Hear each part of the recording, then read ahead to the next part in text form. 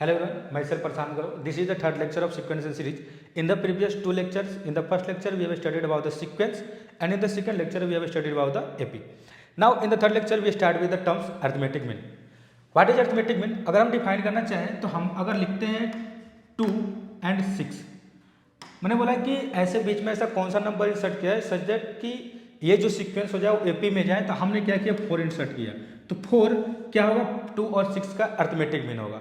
दूसरे से इसमें और एग्जांपल से बोला जाए कि एक नंबर है 2 बीच में है 8, हमने बोला कि इसमें से दो ऐसे नंबर क्या इंसर्ट किया जाए सच दैट के रिजल्टिंग सीक्वेंस किस में हो जाए एपी में हो जाए, तो हमने इंसर्ट किया 4 and 6। Means arithmetic mean between two numbers is defined as the number insert between the two numbers such that resulting sequence becomes an AP। तो अब समझते हैं कि अगर दो नंबर दिया गया है तो उसके बीच एक अर्थमेटिक मीन कैसे निकालते हैं, और दो नंबर दिया गया उसके बीच इन जनरल 2, 3, 4 या n अर्थमेटिक मीन कैसे निकालते हैं। जैसे आपका नंबर दिया गया है A एंड B, इसके बीच के अर्थमेटिक मीन निकालते हैं। मैं बोल रहा हूँ कि इन दोनों के अर्थमेटिक मीन है एक कैपिटल A, तो हम अगर कैपिटल A अर्थमेटिक मीन है means A capital A comma B किस में बनेगा, एक एपी में बनेगा। अगर ये एपी में बनेगा तो एपी के प्रॉपर्टी को फॉलो करेगा। एपी का प्रॉपर्टी क्या है कि इनका कॉमन डिफरेंस क्या होता है, सेम होता है। तो common difference mean second term minus first term that is A minus A is equal to third term minus second term that is B minus capital A। On solving this equation we get A plus A is equal to B plus A, 2A is equal to A plus B, A is equal to A plus B by 2. If we have given two numbers A and B, then arithmetic mean between them two numbers is A plus B by 2. Next, ये हमारे पास एक arithmetic mean था। अब in general n arithmetic mean की बात करते हैं, तो अगर मैं बोला जाऊँ कि n arithmetic mean between two number A and B, then this number is A, this number is B. We have to insert n numbers such that resulting sequence becomes an AP. Let us start with the number A1, A2, A3, AN. Let us assume A1, A2, A3 up to AN be the arithmetic mean between two numbers A and B. If this sequence is in AP, then it follows the property of AP. It means that if we try to find the number of terms, here number of terms is n, 1 and 2. There are n plus 2 numbers in this sequence. if B की बात करें तो B मेरे पास क्या होगा, इस sequence का n plus 2 term कितना होगा B। अगर n प्लस 2 टर्म की बात करें तो n प्लस 2 टर्म लिखेंगे कैसे, पहले लिखेंगे A plus first term plus n plus 2 minus 1 into common difference D is equal to B। हमें इस सीक्वेंस का अगर कॉमन डिफरेंस मिल गया तो हम कोई भी इन जनरल अर्थमेटिक मीन लिख सकते हैं। अगर यहाँ D की बात करेंगे तो A प्लस इधर होगा n plus 1 into D is equal to B, n plus 1 D is equal to B minus A, D is given by B minus A defined by n plus 1। तो मेरे पास इस sequence के लिए जो common difference आया वो कितना है, B minus A divided by n plus 1। अब मैं लिख लेता हूँ यहाँ पे इस सीक्वेंस का कॉमन डिफरेंस कितना है, B minus A divide by n plus 1। अब इन जनरल अब हमें कोई अर्थमेटिक मीन लिखना है तो कैसे लिखेंगे। अगर बात करेंगे A1 की तो A1 एक अर्थमेटिक मीन है, फर्स्ट अर्थमेटिक मीन। तो फर्स्ट अर्थमेटिक मीन क्या होगा, फर्स्ट टर्म में अगर कॉमन डिफरेंस को ऐड कर दिया जाए तो फर्स्ट अर्थमेटिक मीन मिल जाएगा। तो यहाँ अगर बोला जाए कि A1 तो A1 क्या होगा, A प्लस D, ये कितना होगा A प्लस D की वैल्यू मेरे पास कितनी है B minus A divided by n plus 1। इसी तरह अगर मुझे सेकेंड अर्थमेटिक मीन चाहिए तो सेकेंड अर्थमेटिक मीन के लिए क्या बोलेंगे हम, A प्लस 2D। अगर मुझे सेकेंड टर्म चाहिए तो क्या होगा A plus D, A plus 2D। तो यहाँ पहुँचने के लिए मुझे क्या चाहिए 2D। तो यहाँ 2D अगर चाहिए तो कैसा होगा A plus 2 times B minus A divided by n plus 1। तो अगर फर्स्ट अर्थमेटिक मीन चाहिए तो यहाँ 1 आ रहा है, सेकेंड अर्थमेटिक मीन चाहिए तो आपका 2 आ रहा है। तो इन जनरल अगर आपका कोई rth अर्थमेटिक मीन चाहिए तो वो कितना होगा A plus r d that is A plus r times B minus A divided by n plus 1। तो इस सीक्वेंस का आर टर्म क्या होगा, अर्थमेटिक मीन क्या होगा, A plus r times common difference that is B minus A by n plus 1। तो in general अगर मुझे कोई भी अर्थमेटिक मीन लिखना हो तो मैं लिख सकता हूँ। अब बात करते हैं कि जो अर्थमेटिक मीन हमने लिखा इनका सम कितना होगा।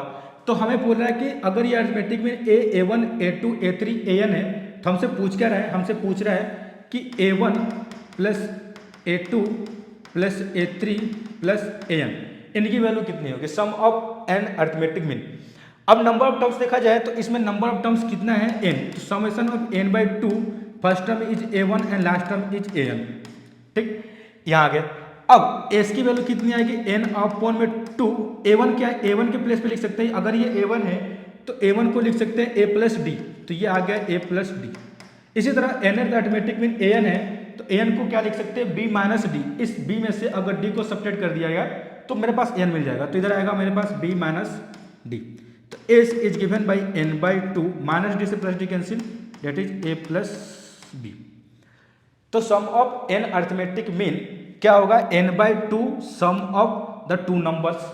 तो जो दो नंबर के बीच में हमें अर्थमेटिक मीन निकालना है उनका सम करेंगे, n बाई 2 से डिवाइड करेंगे। इन द सेम से दूसरा बोल सकते हैं n into a plus b by 2। तो a प्लस बी बाई 2 क्या है, दो नंबर a और b का अर्थमेटिक मीन, तो s is equal to n times capital A। तो अगर हमें n नंबर का अर्थमेटिक मीन निकालना, सम निकालना है, तो क्या करेंगे, एक अर्थमेटिक मीन निकाल लेंगे, कितना होगा दो नंबर के बीच का एक अर्थमेटिक मीन, ठीक है। एक अर्थमेटिक मीन निकाल के अगर n से मल्टीप्लाई कर दिए तो मेरे पास जो n अर्थमेटिक मीन मैं इंसर्ट करूंगा उनका सम मिल जाएगा, ठीक है। अब नेक्स्ट क्वेश्चन पे चलते हैं। अब इन जनरल अभी हमने क्या बोला कि दो नंबर a और b का अर्थमेटिक मीन, इनके बीच का अर्थमेटिक मीन। क्वेश्चन है अर्थमेटिक मीन ऑफ 2, 6, 8 एंड 12। ये दोनों क्वेश्चन अलग अलग डिफरेंट है इसलिए हमने यहाँ लिया है। इसमें क्या बोला जाए, 2, 6, 8 एंड 12। अब 2, 6, 8, हम तो दो नंबर के बीच का अर्थमेटिक मीन बात करें, तो अब बात हो रहा है इन चारों नंबर का अर्थमेटिक मीन क्या होगा। तो अगर दो नंबर के बीच का अर्थमेटिक मीन बोले तो ये प्रोसीजर फॉलो करना है। अगर दो नंबर का अर्थमेटिक मतलब ये 2 या 3, 2 से ज्यादा नंबर का अर्थमेटिक मीन अगर पूछ रहा है तो that is the average value of this 4 numbers.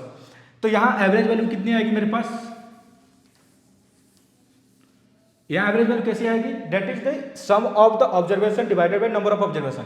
तो यहाँ s इज इक्वल टू कितना आएगा, एवरेज की बात करेंगे अर्थमेटिक मीन की, तो यहाँ कितना आएगा 2 plus 6 plus 8 plus 12 divided by number of terms कितने हैं 4। तो ये आपका आ गया आंसर। तो कितना होगा 12, 8, 20, 12, 8, 20, 6, 26 तो 28 बाई 4। तो ये कितना आ गया आपका 7। तो इस 4 नंबर का अर्थमेटिक मीन कितना होगा 7। ना मूव करते हैं, क्या बोला क्या जाए कि 11 arithmetic mean are inserted between 28 and 10, find the 8 arithmetic mean. तो अगर यहाँ समझा जाए तो मेरे पास बोला जाए कि 28 और 10 के बीच में 11 नंबर्स इंसर्ट किए गए, ठीक है। समझते हैं, ये 28 है, ये आपका A1 है, ये आपका A2 है, ये नंबर आपका A3 है, this number is A4 up to A11 and the last number is 10। Common difference की बात करें तो कॉमन डिफरेंस क्या होगा, 28 first term plus number of terms इसमें है कितने, 11 नंबर इंसर्ट किया गया, 11 प्लस 1 12 प्लस 1 13, तो 13 माइनस 1, तो 13 माइनस 1। तो इन जनरल क्या लिखा हुआ है, a plus a minus 1 into d. तो ये 13 टर्म कौन होगा 10, तो यहाँ पर आएगा 10। तो यहाँ कितना आएगा 28 प्लस 12 डी इक्वल टू 10, तो 12 d is equal to 10 minus 28, तो d is equal to minus 18 by 12, तो d is equal to minus 3 by 2। तो डी की वैल्यू आई मेरे पास कितना माइनस 3 बाई 2। अब हमसे पूछा क्या जा रहा है, पूछा जाए 8 अर्थमेटिक में, तो 8 अर्थमेटिक कितना होगा A8 पे पहुंचने के लिए मुझे क्या चाहिए, a plus 8 into D. First arithmetic mean चाहिए तो a plus D, second arithmetic mean चाहिए तो a plus 2d, third arithmetic mean चाहिए तो a प्लस 3d। इसी तरह अगर 8th अर्थमेटिक मीन चाहिए तो a प्लस 8d। तो यहाँ a की वैल्यू कितनी है मेरे पास 28 प्लस 8 इंटू कॉमन डिफरेंस मेरे पास कितना है माइनस 3 बाई 2। तो ये कितना हो जाएगा 28 माइनस 12 डेट इज 16। तो आपका 8th अर्थमेटिक मीन कितना होगा 16। चलिए नेक्स्ट बोला है कि if an arithmetic means are inserted with the two numbers 20 and 80 such that कि ratio of first term and last ratio of first mean and last mean is 1/3। An arithmetic mean insert किया गया किसी 20 और 80 के बीच में। अगर 20 या आपका फर्स्ट टर्म है, इनके बीच में एन अर्थमेटिक मीन इंसर्ट किया गया दैट इज 80। अगर एन अर्थमेटिक मीन इंसर्ट किया गया, अगर मैं इनको लिखूं तो that is A1 A2 A3 up to n. N arithmetic mean insert किया गया 80 के बीच में। अब बोला जा रहा है कि इसका जो फर्स्ट मीन और लास्ट मीन है ना, उनका रेशियो 1:3 दिया है। इसका मतलब दिया गया है a1 अपॉन में an इज इक्वल टू 1/3। अब a1 और a3 लिखने के लिए इस सीक्वेंस का मुझे क्या चाहिए, कॉमन डिफरेंस। अब कॉमन डिफरेंस की बात करेंगे तो अभी हमने देखा कॉमन डिफरेंस क्या आएगा, d is equal to b minus a divided by n plus 1। तो यहाँ आपका d कितना हो जाएगा 80 minus 20 divided by n plus 1। तो d की वैल्यू आ जाएगी कितना 60 अपॉन n प्लस 1। तो d की वैल्यू आ जाएगी 60 बाई n प्लस 1। अब फर्स्ट टर्म लिखने के लिए क्या चाहिए 20 प्लस d, तो 20 प्लस d की वैल्यू कितनी आएगी 60 अपॉन में n plus 1 whole divided by a3 के लिए क्या चाहिए 20 प्लस 3 टाइम्स d कितना आएगा 60 अपॉन में n plus 1 is equal to कितना 1/3। ठीक है, यहां से इसको सोल्व करेंगे और n की वैल्यू फाइंड करेंगे। समझते हैं, अगर क्रॉस मल्टीप्लिकेशन किया 3 तो इधर क्या बनेगा 60, इधर बनेगा आपका 180 डिवाइडेड बाई n प्लस 1, इस साइड आपका बनेगा 20 plus 3 into 60 that is 180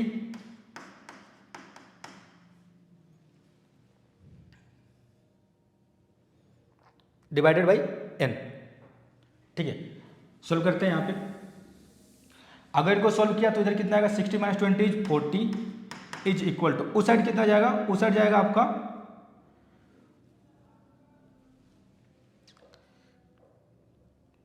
there is something mistake I think first term and sorry here last mean is given by n times, तो इधर n आएगा, तो इधर n आ गया तो ये आपका कितना आएगा 60n। ठीक, तो इधर कितना आएगा 40, उधर कितना जाएगा आपका 60n divided by n plus 1 minus इधर से जाएगा आपका इतना 180 डिवाइडेड बाई n प्लस 1। ठीक है, 60 माइनस 20 40, उधर जाएगा तो आपका 60n by n plus 1 minus 180 by n plus 1। अब इसको सोल्व करते हैं, इसको सोल्व करेंगे तो इधर आएगा आपका 40 इज इक्वल टू 60 कॉमन करेंगे तो इधर दिखेगा आपका n अपॉन में n प्लस 1 माइनस 1 अपॉन में n प्लस 1। ठीक, 60 तो ये आपका 2 इधर आ गया आपका 3, तो इधर कितना आएगा 2 इज इक्वल टू 3 टाइम्स, इधर आपका कितना आएगा n minus 1 divided by n plus 1। Cross multiplication करेंगे तो 2 times n plus 1 is equal to 3 times n minus 1। ये कितना आएगा आपका 2n plus 2 is equal to 3n minus 3। अब इस n को उधर ले जाएंगे तो कितना बनेगा n, इस n को उधर लेके आएंगे तो कितना बनेगा 5। तो n की वैल्यू मेरे पास कितनी आई 5। ठीक है, 40 2 3 60 sorry this is 3n, 60 common 1 this is 3, here n minus 3 this is n minus 3, 3n minus 9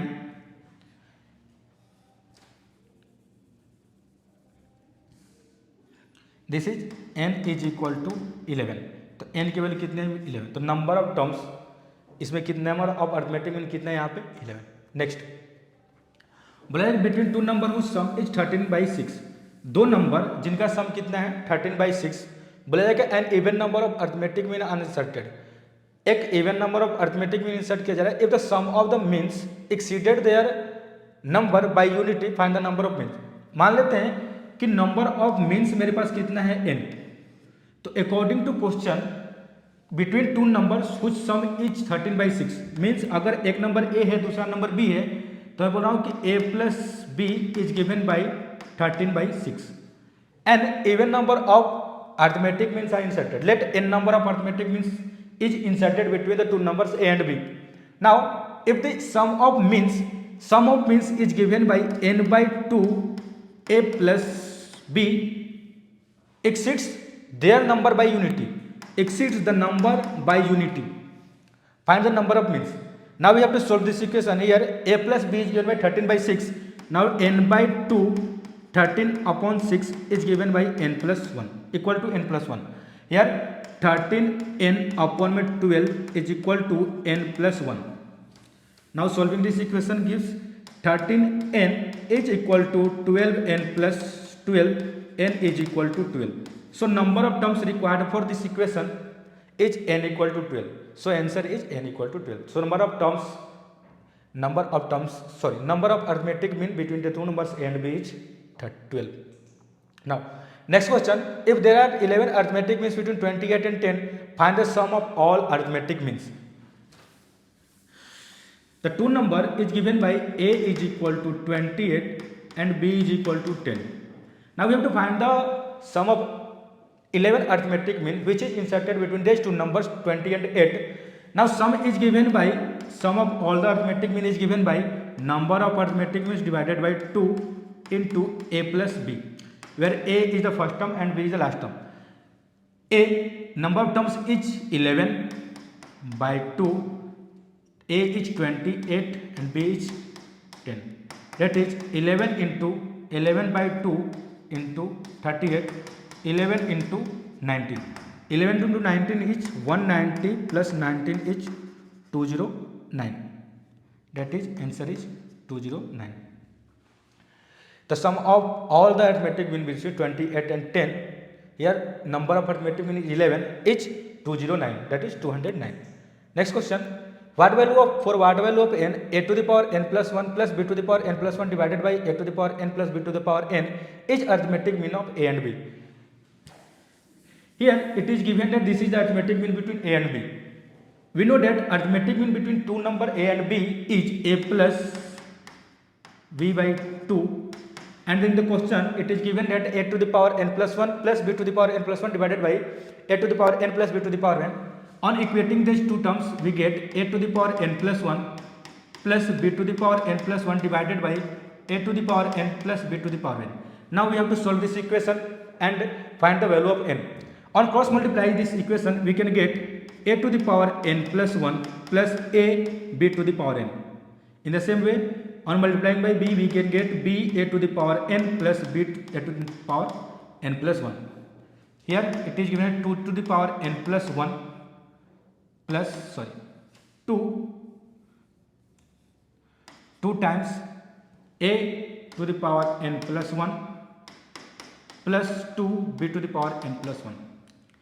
Here time a to the power n plus 1 2 times a to the power n plus 1, a b to the power n plus b a to the power n is a to the power n plus 1 plus b power n plus 1. इधर a to the power n plus 1 एक बार है, उधर दो बार है, तो minus होने के बाद इतना हो जाएगा. अब इन जनरल इन दोनों को एक साइड में करते हैं, तो इधर आपका कितना आएगा a to the power n, तो b a to the power n minus a to the power n plus 1. इधर बचा कितना b to the power n plus 1, इधर से कितना लेगा a b to the power n. ठीक, इसमें से क्या कॉमन कर सकते हैं, इसमें से a के पावर n कॉमन करेंगे. अगर a के पावर n कॉमन करेंगे तो यहाँ बचेगा b minus a is equal to, यहाँ कितना कॉमन करेंगे b to the power n, तो दिखेगा कितना b minus a. b minus a cancelled. यह number is a to the power n is equal to b to the power n. a upon a to the power n equal to b to the power n. a upon b to the power n is equal to 1. तो n किसी भी number के power n लिखा हुआ है उसकी value 1 आ रही है, इसका मतलब n की वैल्यू कितनी आएगी 0. तो यहाँ से कितना है n की वैल्यू आएगी 0. तो यहाँ n की वैल्यू अगर 0 हो जाए तो a to the power n plus 1 plus b to the power n plus 1 divided by a to the power n plus b to the power n क्या बन जाएगा, a और b के बीच का अर्थमेटिक मीन. नाउ अब arithmetic mean पे questions हो गए, थोड़ा इस पे क्वेश्चंस देखते हैं. एपी पे, एपी में आपको क्या देगा कि a1 a2 a3 an किसमें एपी में है, तो हमें शो करना है कि इसकी वैल्यू कितनी आएगी, n minus 1 divided by root over a1 plus root over a1. अगर इस टर्म को देखा जाए, इस टर्म को अगर रेशनलाइज किया जाए तो आपका नंबर कितना है नीचे, root a1 minus root a2. इसको रेशनलाइज करेंगे तो कैसा दिखेगा, root a1 plus root a2, sorry here multiplication plus sign, we have to change it minus sign. नीचे कितना आएगा, root a1 minus root a2. अब ऊपर कितना बनेगा, ऊपर बनेगा मेरे पास root a1 minus root a2 divided by root a1 root a1 root a2 रेट a2. यहाँ प्लस साइन है माइनस साइन है, तो कैसा बनेगा, इधर बन रहा है a प्लस बी, इधर कितना बना है a माइनस बी. तो a plus b into a minus b कितना होता है, a square minus b square. तो यहाँ इसका स्क्वायर और इसका स्क्वायर के बीच में कितना साइन रहेगा, माइनस. तो इसका स्क्वायर करेंगे कितना बनेगा a1, इसका साइन करेंगे तो कितना बनेगा a2. तो a1 माइनस a2. अब ये सीक्वेंस AP में है, इसका मतलब a2 माइनस a1 कितना होगा, d. तो यहाँ कितना होगा आपका root a1 minus root a2 divided by a1 minus a2. तो कितना minus times a2 minus a1. ठीक है, माइनस कॉमन कर लिया तो a2 माइनस 1. और second term minus first term क्या देगा, कॉमन डिफरेंस. तो यहाँ से कितना आया root A1 minus root A2 divided by minus d. ठीक है, तो ये टर्म आ गया इतना। सिमिलरली ये जो टर्म है वो कैसा दिखेगा, अगर रूट A1 रूट A2 था तो रूट A1 रूट A2 आया, नीचे माइनस डी आया, तो ये भी कितना आएगा, root A2 minus root A3 divided by minus d. तो इन जनरल इन सबको हम ऐसे लिख लेते हैं। अगर इन जनरल इन सबको ऐसे लिखा जाए तो मेरे पास क्या आएगा, यहाँ आएगा root A1 minus root A2 divided by minus d plus root A2 minus root A3 divided by common difference minus d plus ऐसे चलते चलते अगर इस टर्म की बात की जाए तो इस टर्म में कितना दिखेगा, root AN minus 1 minus root AN divided by minus d. ठीक, अब इसमें से माइनस वन अपन में डी को बाहर किया जाए तो यहाँ से कितना बनेगा, यहाँ बचेगा root A1 minus root A2 plus root A2 minus root A3 as it is करते करते root AN minus 1 minus root AN। ठीक, अब root A2 minus root A2 plus root 2 cancel, इसी तरह यहाँ का पोर्शन इससे कैंसिल होगा, यहाँ का पोर्शन इससे कैंसिल होगा, बचे क्या क्या, एक शुरुआत में टर्म एक लास्ट टर्म। तो इधर दिखेगा माइनस 1 बाई डी, इधर आपका दिखा root A1 minus root AN। ठीक, इतना बन गया। अब इसको और अगर सोल्व किया जाए तो क्या होगा, इधर अगर लिखा जाए माइनस 1 अपॉन में डी, हम क्या करते हैं, इनको स्लाइज करते हैं, तो ऊपर कितना आएगा, root A1 minus root AN into इधर आएगा root A1 plus root AN, इसी तरह डिवाइड करेंगे तो root A1 plus root AN इतना दिखेगा।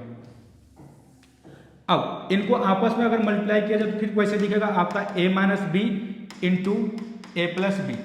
जैसा टर्म A1 रूट A1 इधर है, रूट A1 इधर भी है, रूट AN इधर है, रूट AN इधर भी है, इधर माइनस इधर प्लस, तो क्या होगा, A square minus b square. अगर A square minus b square होगा तो माइनस 1 अपॉन में डी, इधर कितना आएगा, A1 माइनस AN। ठीक है, divided by root A1 plus root AN। अब ये माइनस इधर दे देते हैं तो कितना बनेगा आपका, इधर बनेगा आपका AN minus A1 divided by root A1 plus root AN, इधर बाहर में कितना आएगा, 1 अपॉन में डी। ठीक है, अब AN को क्या लिख सकते हैं, A1 plus N minus 1 into d, तो A1 plus N minus 1 into d minus A1 divided by root A1 plus root AN, बाहर में कितना दिखेगा, 1 अपॉन में डी। तो ये आपका A1 से A1 कैंसिल, A1 से 1 कैंसिल होने के बाद डी से डी क्या हो जाएगा, कैंसिल, तो इधर बचेगा आपका N minus 1 divided by root A1 plus root AN।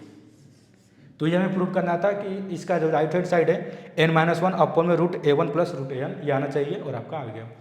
Next बोला कि if XYZ are real number satisfying the equation, XYZ real number है जो क्या कर रहा है, इस इक्वेशन को सेटिस्फाई कर रहा है, तो हमें दिखाना है XYZ किसमें, AP में। अगर यहाँ से ध्यान देखा जाए तो ये आपका कितना लिखा हुआ है, 25 into 9 date is 225x square, ये कितना है आपका 25y स्क्वायर, ये कितना है 9z स्क्वायर। ठीक है, इधर 25 इंटू 5 कितना है, माइनस का 75xy, इधर आएगा माइनस 15yz और माइनस का 45zx इज इक्वल टू 0। अगर इसको देखा जाए तो किसका स्क्वायर है, 15 का स्क्वायर है, तो लिख सकते हैं इसको 15x का होल स्क्वायर प्लस इसको लिख सकते हैं 5y का होल स्क्वायर प्लस इसको लिख सकते हैं 3z का होल स्क्वायर। अब यहाँ आपका xy का टर्म है, xy कहाँ से जनरेट होगा, इन दोनों से जनरेट होगा, इन दोनों से जनरेट होगा, तो 15 इंटू 5 कितना होगा, 75, यहाँ भी है 75, तो माइनस टाइम्स इसमें लिख सकते हैं हम 15x इंटू 5y, ये आ गया। अब यहाँ कितना टर्म है yz, तो yz कहाँ से आएगा, इन दोनों से आएगा, इन दोनों से आएगा तो कितना आएगा माइनस 5y, इधर कितना आएगा 3z। ठीक, फिर माइनस, अब लास्ट में कितना आपका zx है, तो zx कहाँ से आएगा, इन दोनों से आएगा zx, तो इसमें कितना 15x है, इधर 3z है, तो इधर आएगा आपका 15x, इधर कितना आएगा 3z, ये आ गया। तो ओवरऑल बना क्या, अगर ध्यान से देखा जाए,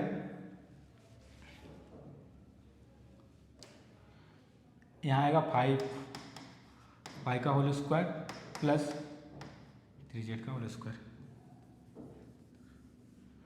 तो अभी तक बना क्या हमारे पास, एक नंबर है, इसको अगर हमने a ले लिया इसको नंबर बी ले लिया, इसको सी ले लिया, तो बना क्या, a square plus b square plus c square minus a b minus b c minus c a is equal to 0। तो हमारा फॉर्मेशन बना a square plus b square plus c square minus a b minus b c minus c a. अगर इनको एक और term में लिखा जाए तो इसको हम लिख सकते हैं कितना, इसको अगर ध्यान से देखा जाए तो ये होता है 1/2 times root plus a minus b whole square plus b minus c whole square plus c minus a whole square. ये दोनों टर्म्स क्या है, एक्सप्रेशन सेम है।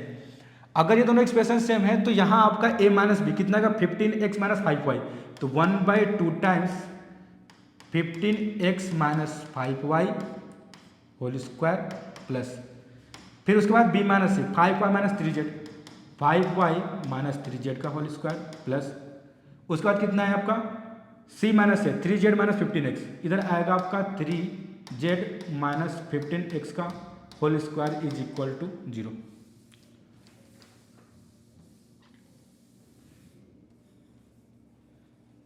ठीक है, ये आगे 0 आ गया।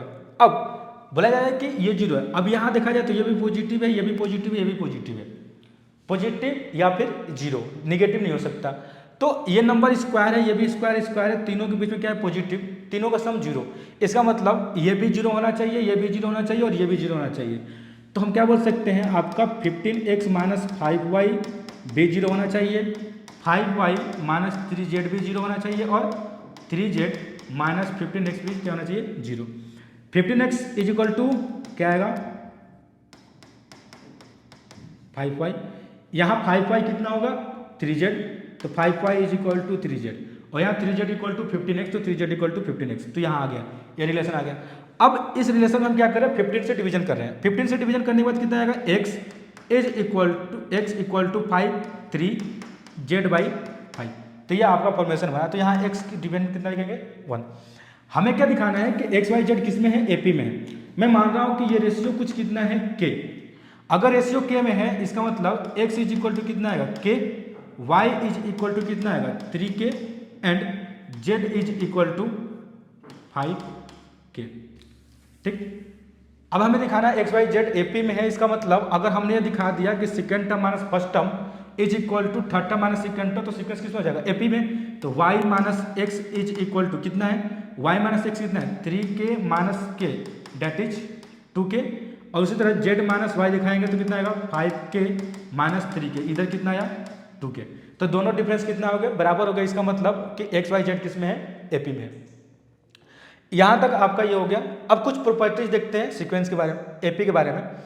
प्रॉपर्टीज क्या है कि अगर आपका एक सीक्वेंस एपी में है, अगर किसी एक टर्म्स में कोई एक कांस्टेंट टर्म है उसको अगर ऐड करते हैं या सब्ट्रैक्ट करते हैं तो रिजल्टिंग सीक्वेंस भी एपी में होगा। समझते हैं, जैसे मैंने लिखा 2 5 8 11, ठीक है 11 का 14, मैं क्या कर रहा हूँ इसमें कुछ टर्म ऐड कर रहा हूँ, जैसे 3 ऐड कर दिया तो 3 ऐड करूंगा यहाँ पे प्लस 3, तो ये कितना बनेगा 5, ये कितना बनेगा 8, 3 के प्लेस में मैं कुछ और चेंज करता हूँ, मैं 13 चेंज करता हूँ, तो कितना 15, ये 13 चेंज करने में कितना आएगा 18, ये 13 चेंज करने में कितना आएगा 21, ये 13 चेंज करने में कितना आएगा 24 और ये 13 चेंज करने में कितना आएगा 27। अभी अगर देखा जाए तो रिजल्टिंग सीक्वेंस किस में है एपी में है। तो हमने बोला कि 13 ऐड करने पे ये आया, ठीक, तो सीक्वेंस में अगर हर एक टर्म में कोई कांस्टेंट ऐड करेंगे तो रिजल्टिंग सीक्वेंस भी किस में होगा एपी में होगा। तो अब इन जनरल देखते हैं, इन जनरल अगर देखा जाए तो ए प्लस सबसे पहले कितना है ए, फिर कितना है ए प्लस डी, फिर कितना है ए प्लस 2d, ठीक है, लास्ट में आपका a plus n minus 1 into d. कुछ कांस्टेंट टर्म हम ऐड कर रहे हैं, तो मैंने बोला कुछ के ऐड कर रहा हूँ, तो ए प्लस के इधर कितने होगा a plus k plus d, a plus k plus 2d, इसी तरह a plus k plus n minus 1 into d. अब इन जनरल लिखा जाए लास्ट टर्म, तो लास्ट टर्म में क्या दिख रहा है कि ये जो आपका फर्स्ट टर्म पहले ए था वो कितना चेंज हो गया ए प्लस के हो गया एन माइनस 1 इंटू डी। तो ये भी सीक्वेंस किस में है, ये सीक्वेंस भी अभी भी किस में है एपी में है। तो हमने बोला कि के ऐड कर, अगर के सब्ट्रैक्ट करना होगा तो क्या होगा यहाँ पे ए माइनस के हो जाएगा, यहाँ आपका ए माइनस के और यहाँ ए माइनस के। अभी भी सीक्वेंस किस में है, एपी में है। अभी भी कॉमन डिफरेंस कितना है, डी। इसमें से डी ऐड करेंगे तो यहाँ पहुंचेंगे, फिर डी ऐड करेंगे तो यहाँ पहुंचेंगे। इन जनरल डी ऐड करके लास्ट तक पहुंच सकते हैं। तो अगर कोई सीक्वेंस अगर आपका अरिथमेटिक एपी में है, किसी भी उसमें हर एक टर्म्स में कोई कांस्टेंट अगर हम ऐड करते हैं तो रिजल्टिंग सीक्वेंस भी किसमें होगा, एपी में होगा। ठीक, तो ये हो गया एडिशन और सब्ट्रैक्शन का पार्ट। अब बात करते हैं मल्टीप्लीकेशन के बारे में। अगर मल्टीप्लीकेशन दिखाया जाए तो मल्टीप्लीकेशन में क्या बोल सकते हैं कि अगर आपका सीक्वेंस है ए, फिर सीक्वेंस कितना होगा, a plus d, a plus 2d, A plus 3d। मैं कोई कांस्टेंट के मल्टीप्लाई कर रहा हूं तो के मल्टीप्लाई करूंगा तो कैसे देगा, के ए प्लस के डी, के ए प्लस 2kd, के ए प्लस 3kd।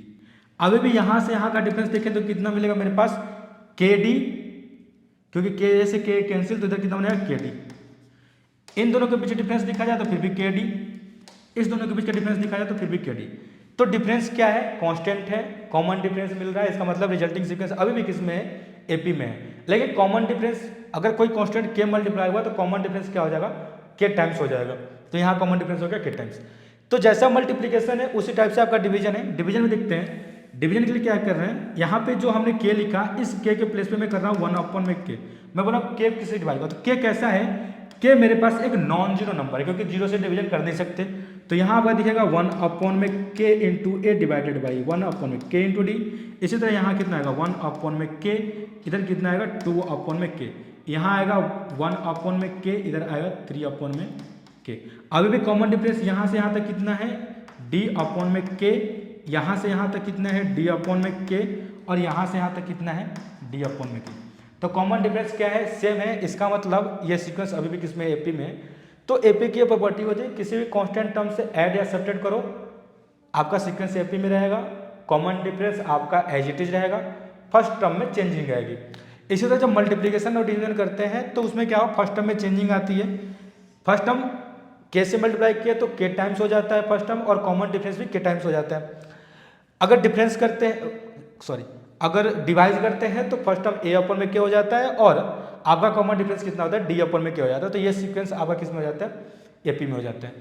अब बात करते हैं यहाँ पे लास्ट प्रॉपर्टीज की। Equidistant term from beginning and is always has a constant sum. Means अगर एग्जांपल के थ्रू समझे तो मैं बोल रहा हूँ 2, 5, 8, 11, 14 and 17 this sequence is in AP. अगर हम 2 और 17 को ऐड करें तो 2 और 17 मेरे पास कितना है, 19। 5 और 14 मेरे पास कितना है, 19। 8 और 13 मेरे पास कितना है, 19। तो एक्चुअल में हम शुरुआत का फर्स्ट टर्म और लास्ट का फर्स्ट टर्म ले रहे हैं तो भी सम 19 है। शुरुआत का सेकेंड टर्म और लास्ट से सेकेंड टर्म ले रहे हैं तो भी सम 19 है। शुरुआत से थर्ड टर्म और लास्ट से थर्ड टर्म ले रहे हैं तो भी हमारे पास 19 है। तो इन जनरल आप कोई भी टर्म लोगे तो वो आपका सम कितना होगा, कांस्टेंट होगा। अब इन जनरल अगर देखा जाए तो इन जनरल में बोल रहा हूँ कि अगर सीक्वेंस ए है, ए प्लस डी है, ए प्लस 2d है एंड ए प्लस 3d है, ऐसे लास्ट तक चले जाएंगे तो क्या होगा, l minus 3d, l minus 2d, l minus D and l। अब लास्ट फर्स्ट और लास्ट का मल्टीप्लिकेशन एडिशन करेंगे तो भी a प्लस l, इन दोनों को एडिशन करेंगे तो क्या होगा, d से d कैंसिल, फिर से a प्लस l, इन दोनों को एडिशन करेंगे तो 2d से 2d कैंसिल, फिर भी a प्लस l, और यहां से करेंगे तो भी आपका a प्लस l। ठीक है, तो ये हमारे पास प्रॉपर्टीज था एपी का। ठीक है, तो ये हमारा लास्ट पोर्शन था इस टॉपिक पे। इसके बाद हम नेक्स्ट क्लास में देखेंगे इसके आगे का टर्म। अभी के लिए बस इतना ही, धन्यवाद।